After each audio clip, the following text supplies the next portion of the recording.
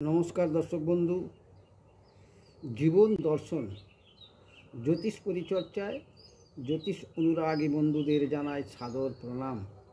দর্শক বন্ধু, আজ আমরা জানব দাম্পত্য জীবনের প্রকৃত রহস্য। পূর্বজন্মের কর্মফল স্বরূপ ইহজীবনে যে আমাদের জন্ম হয়েছে, এটা কিন্তু বাস্তব সত্যি কথা। তাই দাম্পত্য জীবনে জাতক বা জাতিকা আদৌ আগের জীবনে ছিল কি না, সেটা একমাত্র জন্মছক থেকে বিচার করে এইভাবে পাওয়া যায়।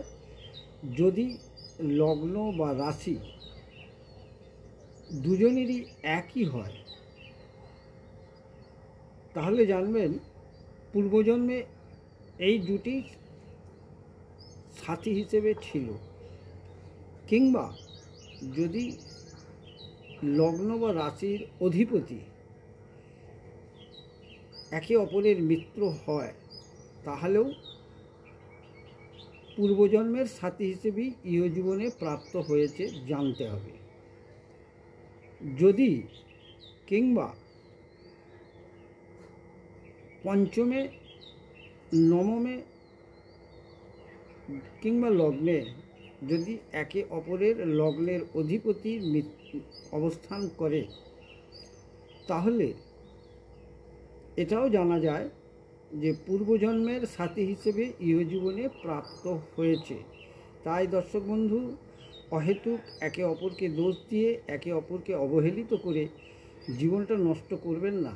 প্রকৃতির নিয়ম অনুসারে এই দাম্পত্য জীবন জন্ম জন্মান্তরের সাথী হিসেবে বিবেচিত হয়ে থাকে।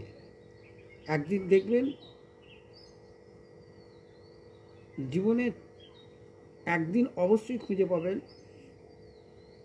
জীবনে বেঁচে থাকার দাম্পত্য জীবনের গুরুত্ব কতখানি, অবশ্যই আপনারা বুঝতে পারবেন।